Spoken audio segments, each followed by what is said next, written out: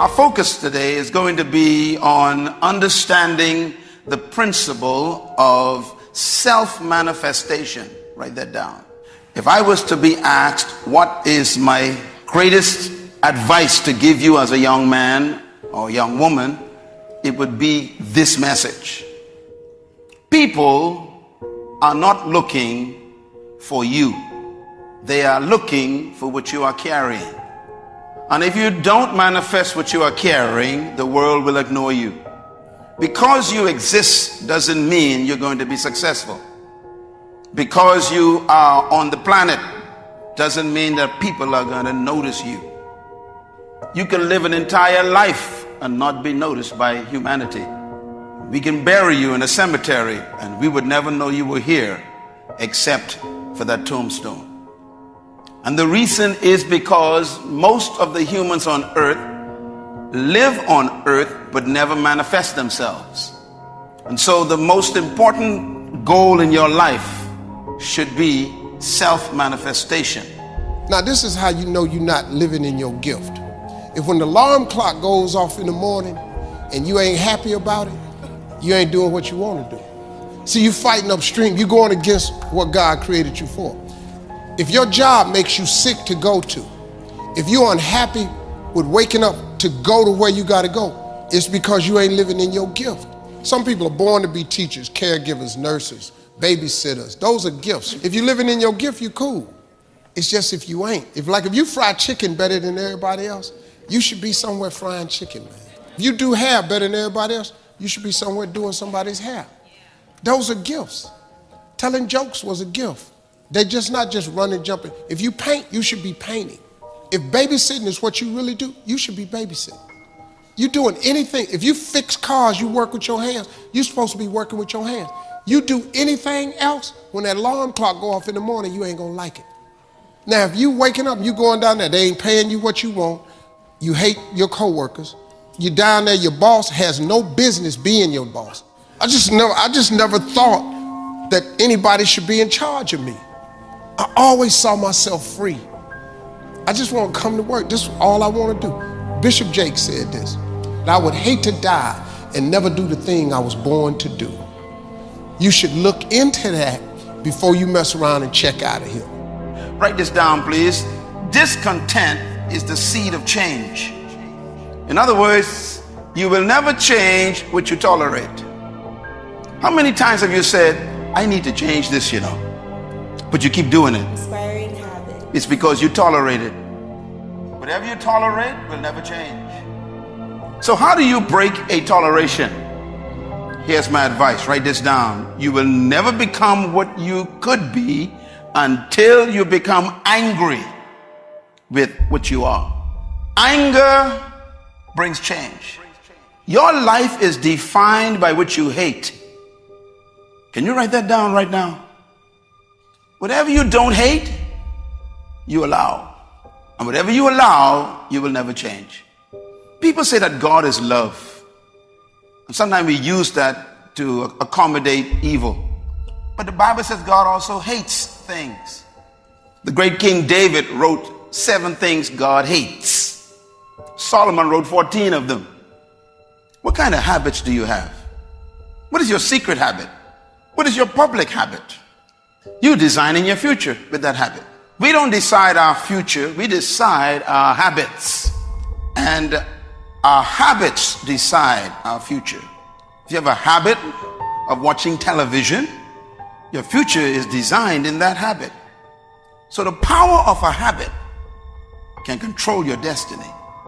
So you got to decide your habits. I have a habit, for example, of reading the Bible every day. It's not some spiritual giant. I made it a habit. So if I don't read the Bible, I feel like I'm going through withdrawals. What a good habit to have. Prayer should be a habit. For most people, prayer is an occasional surprise, or when things are falling apart only. Your gift will make room for you. Now, what is your gift? It's the thing that you do the absolute best with the least amount of effort. That's your gift. Quit running away from the gift. Your gift will make room for you. Stop trying to be something you ain't gifted at. Nobody asked you to go down here and study to be a dentist, and you ain't really good at that. Listen to me. All of you have this gift. Identify it. It's the thing that you do the absolute best with the least amount of effort. That's what you should be doing. You're wasting your time pursuing your passion. The Bible does not mention passion. It mentions your gift. What are you gifted at, and do that. Stop tripping. You can do that. If you fry chicken better than everybody you know, you ought to be somewhere frying chicken. People make millions of dollars frying chicken. Popeyes, Kentucky Fried Chicken, El Pollo Loco. All they doing is making chicken. Somebody just started making chicken. You know the story of Marie Callender's? Do you know what this woman did, man? She worked for a diner, a greasy spoon diner that was going out of business. It was her only job. She was a single mother. It was her only job. She needed that job, but the diner was gonna close. So she went to the owner of the diner and said, let me bake one of my pies. People like my pies, and see if I can help you make a little money. He said, whatever, bring it in. She bought one pie in. They sold every slice. The next day, the people came in and asked for the pie. She had to go home and make another pie. The next day, so many people asked for the pie, she had to make 4 pies. Then people started saying, can I buy my own pie? She made so many pies at this store that she eventually saved her money and put a commercial oven in her house. She done made so many pies, the dude's shop, he ain't selling hamburgers no more.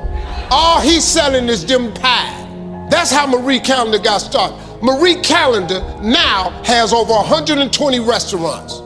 You can't go to no frozen food section without seeing Marie Callender in there. You know what she started with? A pie. One pie. What you become after today depends on what you do with this message. All of you in this room, I have good news for you. You came to this earth because there's something the earth needed that God hid inside of you. Everything in creation was created with a gift. Everything. God created nothing without a gift in it. It took me 30 years to make that one statement. Research, experience, my own life, studying creation itself. You were brought to this planet, sent here by a greater power to deliver something that we need. God created everything with gifts. In other words, you are a package sent to earth to deliver a gift to your generation. You are obligated to us. You owe me what you are carrying. Whatever you were created to become, you possess now. This is a divine principle. What do you think your gift is? What did I say? Whatever you were created to become, you possess it now. In other words, whatever you were born to do is not ahead of you. It's within you. Because whatever you were destined to become, God has prepared you with it. The Creator never places the future outside of a thing. Your future is not ahead of you. It's actually trapped on the inside. In other words, write this down. You came to planet Earth with your future inside of you.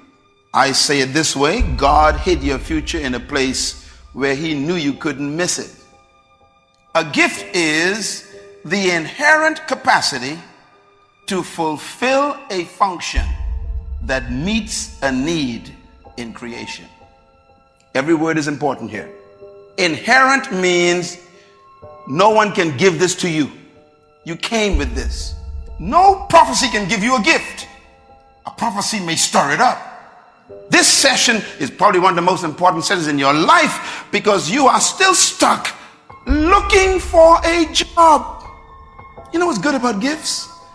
You don't have to look for them. The dude that cut my hair, I met him in 1986. He cut my hair for $10. I remembered him. When I got on TV, I had hired him. He came out there, he started making $300 a haircut. I paid him $10. He had been with me so many years that he was making $1,500 per haircut. I was getting my hair cut 4 times a week for television and touring. I paid him $1,500 each time. He was making $6,000 a week. You know what he was doing? Cutting hair. That same haircut I paid $10 for in '87. This dude was cutting it now for me for $1,500. I cut my hair off, but then let me tell you what he did. I paid him a chunk of money for being with me all these years, gave him a severance pay, told him good luck. Guess what this dude got now? He got 4 salons and he owned 2 barber colleges. You know what this dude make now? $3.6 million a year. You know what he do? He cut hair. He don't do nothing else. That's his gift. Friend of mine we grew up with, all he did was cut grass. He had a single blade lawnmower that he pushed. He was so good at it, he could raise the blades up and lower them. He could cut patterns in your grass. We little, I'm going, hey man, we going swimming. Now I got to cut Miss Jackson grass. He could cut patterns in your yard. He could put your initials in your grass. As a little boy, $2 for the front, $2 for the back, $4. We used to laugh at him all the time. Well, let me tell you what we laughing at now. He got a landscaping company in Cleveland. You know how much this boy making? $4 million a year. You know what he do? He cut grass. He got 38 trucks. He got all the contracts in the city, malls, corporations. And when it snow outside, he do such a good job cutting the grass, he put plows on the front of his trucks, and he got all the snow removal contracts. This boy making $4 million a year, and you know what he do? He cut grass. If you study all of our cultures, look at our cultures, they are built on employment. The employment destroys your gift. It stops you even from thinking about it. We have been damaged greatly by our educational systems because they have actually been conditioning us to believe that we are only here to find a job, pay some bills, and die. Matter of fact, everything your parents tell you has to do with a job. Most of us, based on our culture, have been taught to go and find your future. And so we are conditioned just to get an education, to get a job, and then work in a place we hate for 45 years. And then they give us a clock to go home with, to sit in a rocking chair to watch the rest of our time fade away. This is what they call retirement. It means you're tired. So you are retired, double tiredness. Do not go to school, young people, to find a gift. Single woman, I promise you, you'll never find your gift in education. So make a note of this. A gift can never be learned. It can only be refined. That's why you can go to college and get a PhD and still be broke. Because education is not a gift. You can actually go to school and spend a lot of money going through all kinds of universities and never refine your gift because you took the wrong courses.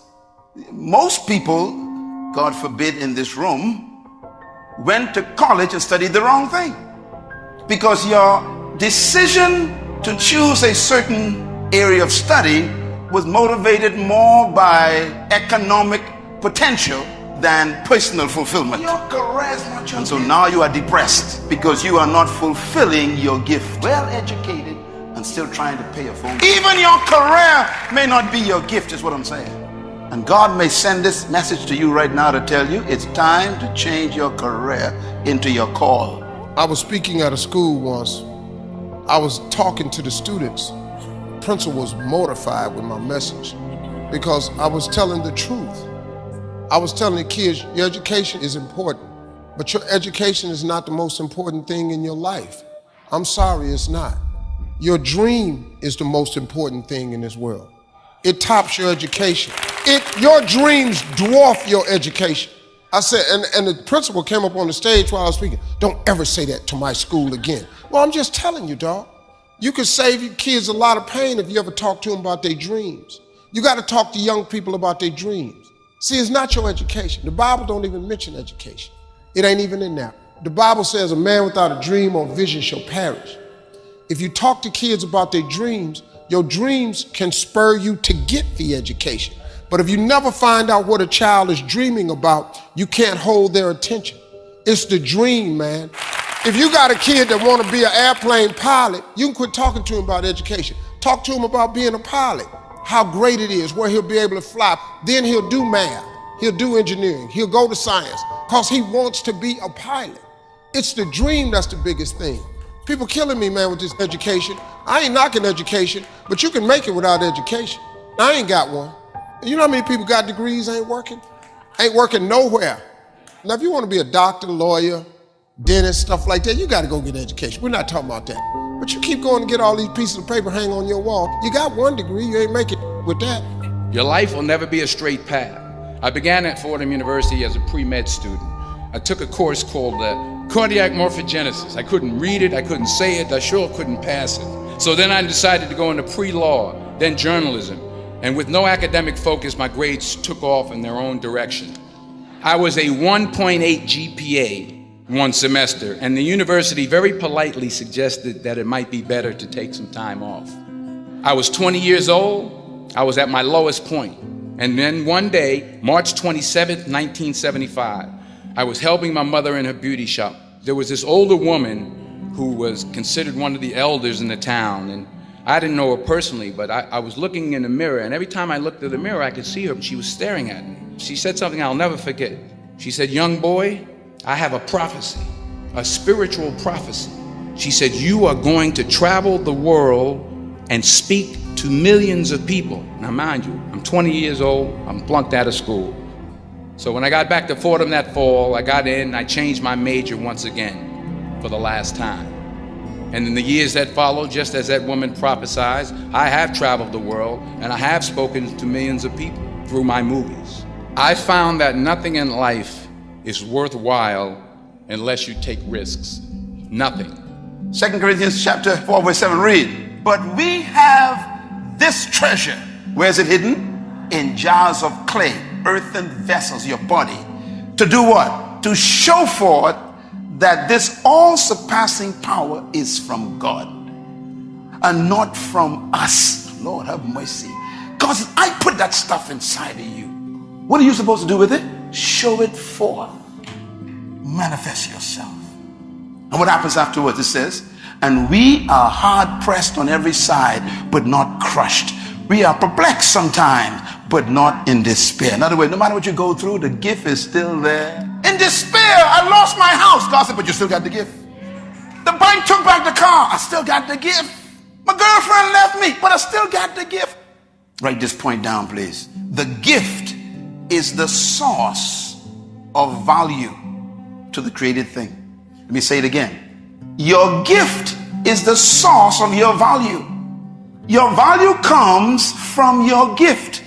So if you never find your gift, you will never be valuable to us. And your value determines how much you make in life. You get paid for the value you bring to the earth. Don't pursue money.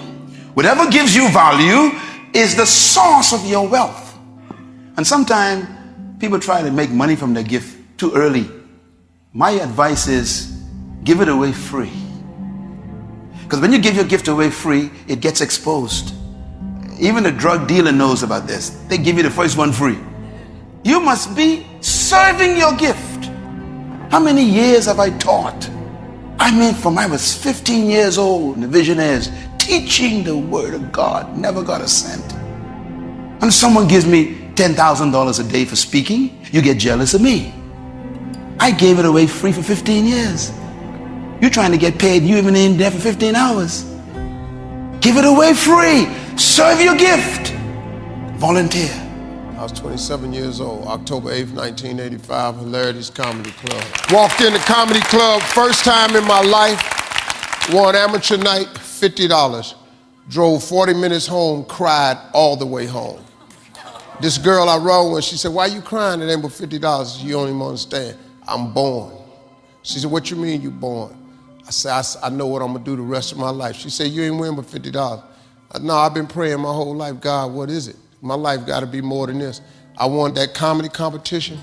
I went to work October 9th, the next morning, and quit my job. That decision cost me everything I had. I lost everything. I lost my family. I lost friends.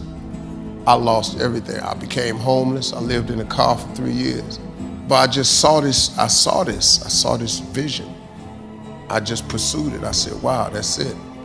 You have to take chances in life. If you don't take chances in life, you'll never have the life God has for you. Life is about risk. If you play it safe, you won't have much of a life. Remember this. Life is risk. It takes courage to pursue your dream. I just did it. It cost me everything. God is very good, man, when he sees you take a leap of faith. He will supply what you need. He supplies you everything you need. Now, it's gonna cost you something, but most people are not willing to pay what it costs to go after your dream, because you're gonna have to hurt a little bit. And most people don't like being uncomfortable. If you don't wanna be uncomfortable, please do not pursue success, because success is very uncomfortable. I learned to be comfortable being uncomfortable. If you can get that in your head, everything you've ever gone through, God got you through it. You didn't even realize it. He just got you through it. You can't name one thing he didn't pull you through. Well, I lost my mother. I'm still grieving over that. I lost my mama 21 years ago. I still grieve over it, but I'm here. You know, I got through it. You're gonna get through it. But you gotta take chance in life, man. Can't play it safe, y'all. You gotta jump, you gotta go for it. You will fail at some point in your life. Accept it. You will lose. You will embarrass yourself. You will suck at something. Embrace it, because it's inevitable. And I should know. In the acting business, you fail all the time. Early on in my career, I auditioned for a part in a Broadway musical. Perfect role for me, I thought, except for the fact that I can't sing. I didn't get the job. But here's the thing. I didn't quit. I didn't fall back. I walked out of there to prepare for the next audition. I prayed, and I prayed, but I continued to fail and fail and fail. But it didn't matter, because there's an old saying, you hang around the barbershop long enough, sooner or later you're gonna get a haircut.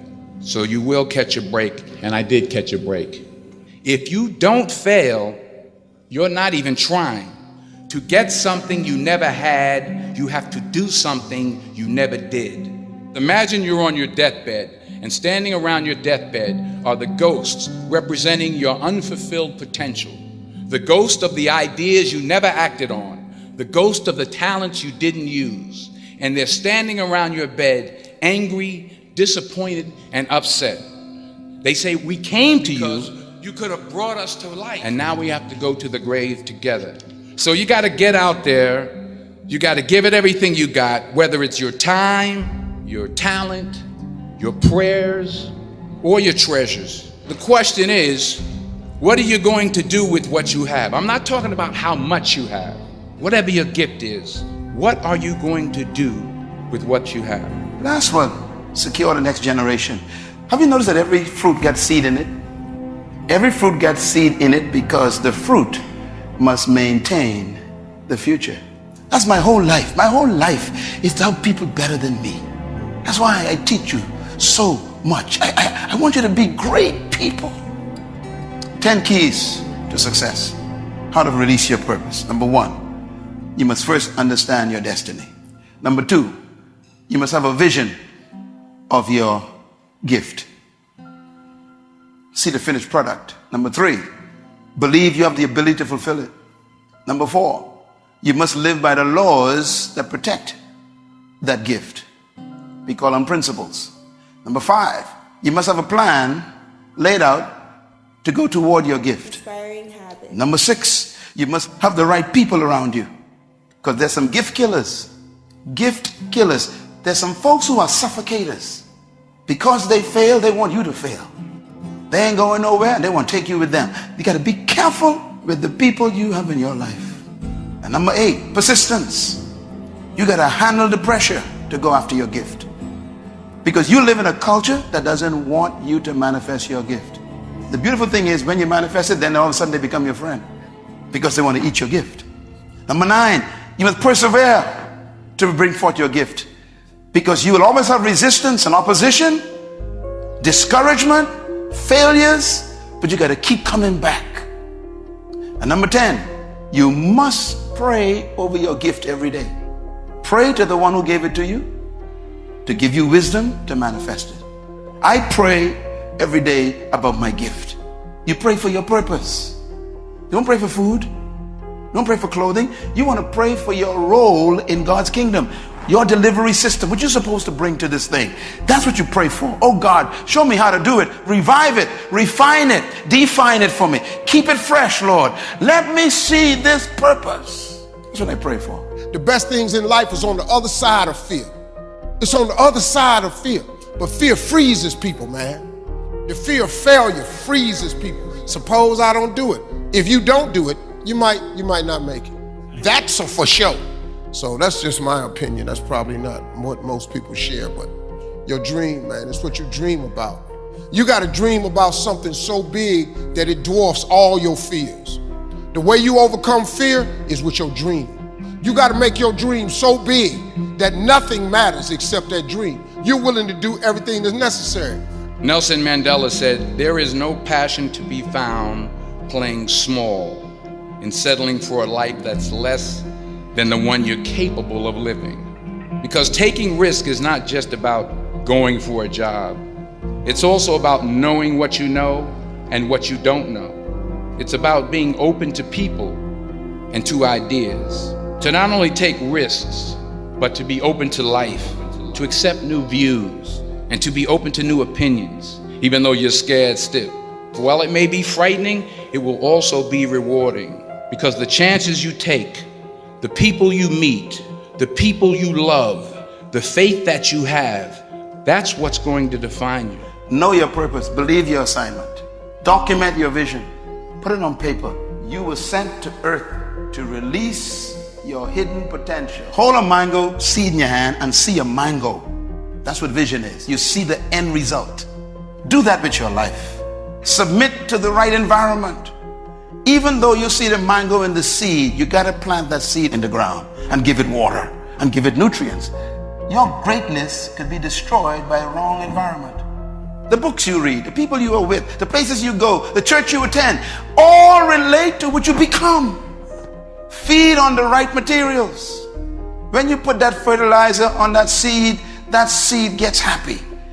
What are you fertilizing your life with? You spend 5 hours watching LMN. I mean, what are you feeding your vision? What are you feeding your gift?